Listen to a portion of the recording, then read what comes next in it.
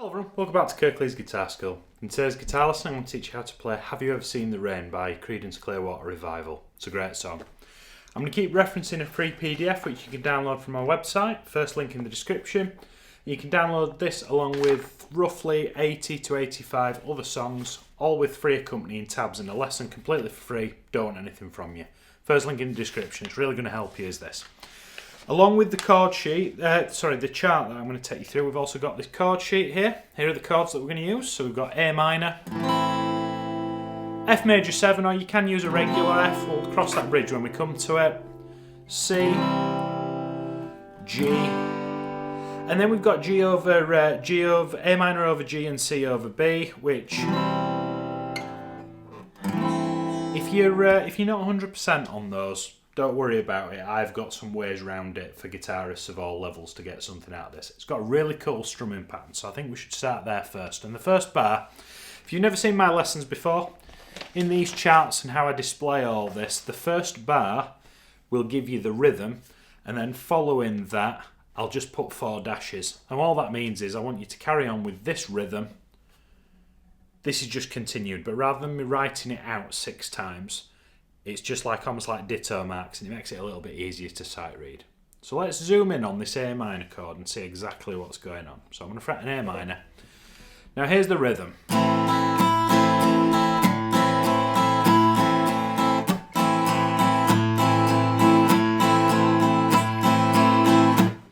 Now that in context, and then we'll break it down.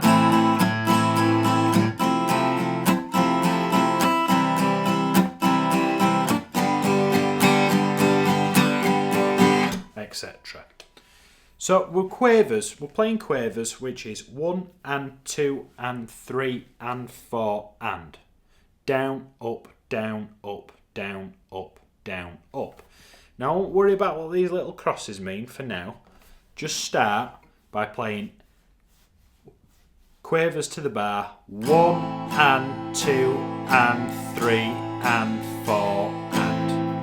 So we're playing a total of 8 strokes per bar, down, up, down, up, down, up, down, up.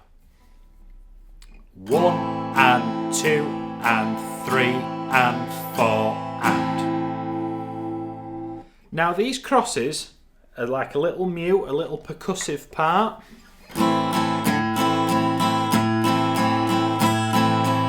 In the ukulele world they call this a chuck, which basically what that means is the notes that I'm fretting on the chord, I'm going to lift the notes off, but I'm not going to remove my fingers from the string. I'm just going to remove them enough that when I strike those strings, can you hear how I'm getting that dead note?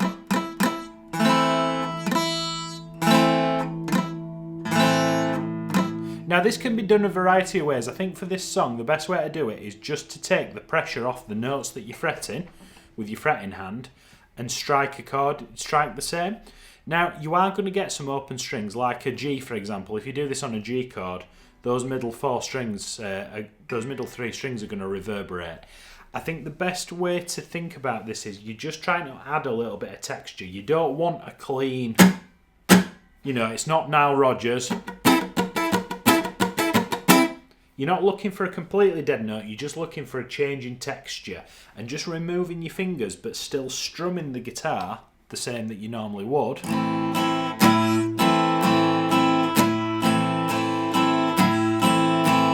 It gives you that flavour. Now when you're slowing it down it doesn't sound like much, but if you play it at speed,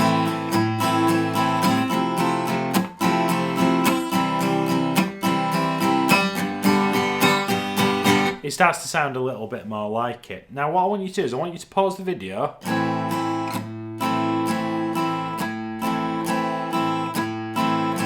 and try and get that under your fingers. You're going to do a down and an up normally. You're then going to do a downstroke but remove the pressure. Put the pressure back on and do an upstroke, and then you repeat exactly what we've just done again for beats 3 and 4. Downstroke, upstroke, muted note with a downstroke, upstroke back on. 1 and 2 and 3 and 4 and. Pause the video and get that under your fingers. If you're feeling fairly confident,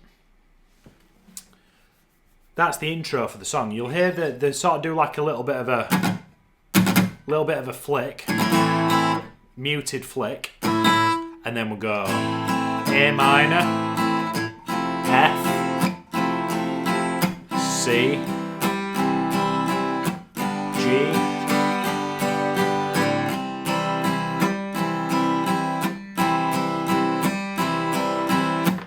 now if you feel like you get a better noise by using some flesh on the fingers to mute more on the strings, be my guest. But if you're new to this kind of style, just work on pressure on, pressure off, pressure on, pressure off.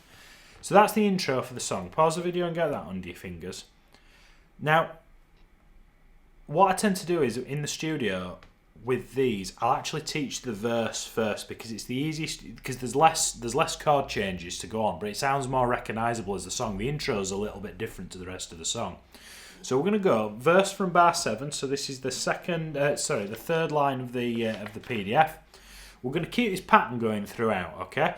So and this is the someone told me long ago there's a calm before the storm. We'll go to G. I know it's been coming for some time. So that's all 8 bars, and can you see these funny looking repeat markers at the start and the finish of this slide? Those funny looking brackets are called repeat markers. And what that means is we're going to have to play all 8 of these bars. We're going to play it twice.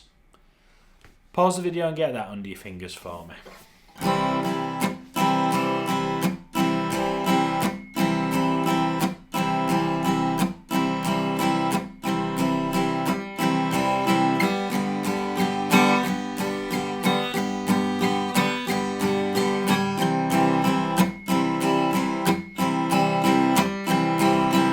And you can hear how sometimes when I'm doing those dead notes, I'm getting strings reverberating. Don't get too bent out of shape about that. It's completely normal. So then we're going to go on to the chorus. Now the chorus has got these slash chords, okay? And we'll talk about those when we get there. But we're going to start with an F and a G. And I don't know, probably now's a good time to mention, in the chords that I've provided, I've put F major 7 here for you to play. If you want to play the F bar chord, be my guest, but personally, when I'm playing acoustic guitar, I'll try and play this F major 7 wherever possible, because it just kind of sounds a little bit more kind of folky to my ear, and I prefer the sound of it, truth be told. But either's fine. John Fogerty will be probably playing it with bar chords, because that's how he plays most things, but I'm going to play F major 7 because I like the sound of it. So, still keeping the same rhythm, we're going to go I want to know. Now this part here is, have you ever seen the rain? Now what I'll do is I'm actually going to break out of the strumming pattern for this section, and all I'm going to do is I'm going to strum each of these chords twice. C, C over B, A, G. Now let me just put them on screen for you. Again, having the PDF is really going to help you. What I'd like you to practice initially, top right, we've got that C chord, and then middle chord on the bottom row, C over B. And all that basically means is we've got a C with a, where are we? Come on, there we go. We've got a C chord, but we're going to take the root note and we're going to move it down to a B. Now, rather than just scutching a finger down like that, which some people will do, and if that's how you want to play it, that's completely cool. What I think would be better is take both the ring and the middle fingers off, move the middle finger up to the A string, and then tuck the ring finger in underneath. And it creates this C chord with a B in the bass. Now it doesn't sound, you're not going to impress your mates down the pub playing this chord. But if you go,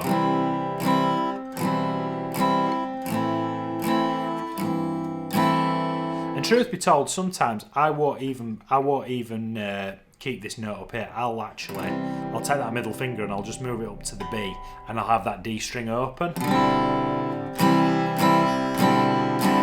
It's a little bit more, when you're playing solo, it's a little bit more pleasant to the ear, but I'm 99.9% sure that's what Fogerty is doing on the record, so we need to do it properly, otherwise the YouTube comments will tell me off. Now, when we get into this part, if you're looking at these chord changes, particularly that A minor to G, which is an A minor over G, sorry, which has a G with the pinky at the top. If you're looking at that and you're thinking, that kind of looks like hard work, just play a C and a G chord, a C and an A minor chord for that section. and just negate these, just pull these out. That's what I'll tend to do with people in the studio that haven't been playing for too long. So you've got F, sorry I play the right pattern, F, G, C, A minor. If you're feeling more adventurous, I'll actually play just downstrokes if I'm going to play the slash chords, and I'll actually just play the 4 beats of the bar. So I'll strum C twice, C, C, put the B note in, play the A twice, and play the A minor over G twice without the strumming pattern. Because what that'll do is it gives you this sort of.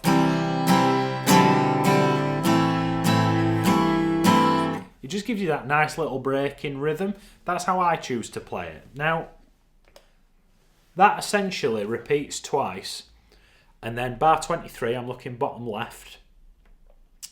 You've got the coming up on a sunny day. It resolves to that C chord before it goes back into verse 2. Let me play that whole chorus for you.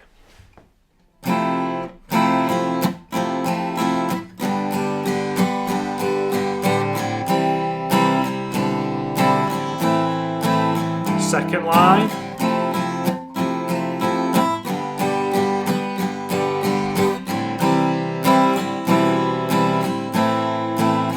Bottom line, F, G, C.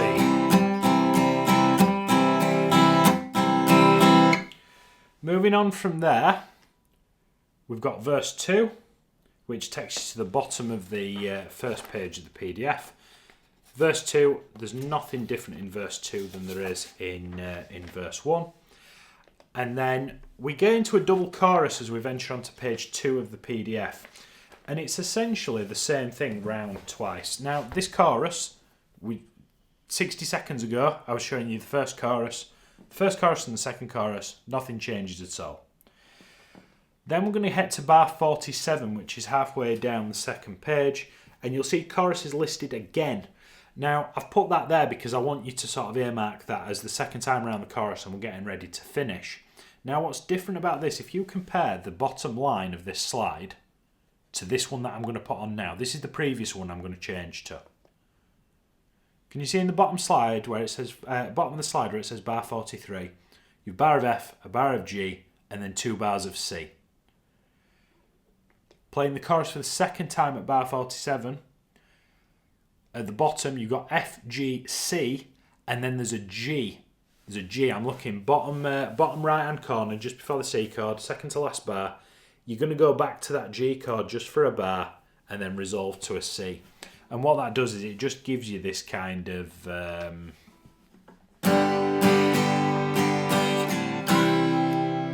it gives you that lovely perfect cadence. So today's lesson's not much of a longer, it doesn't need to be any longer than that. It's basically one of 2 sections. Make sure you head to the first link in the description and get your PDF. It's a 3-page PDF, 2 of which is a chord chart, chord lead sheet, and then you've got some chord charts to go along with it with those chords. Scale this lesson to wherever you're at. I absolutely love Creedence Clearwater Revival. I found them way, way, way too late. If you've got any suggestions for other songs that you'd like me to cover that John Fogerty has done, let me know in the comments. I'll see you next week for another guitar lesson. Thank you so much.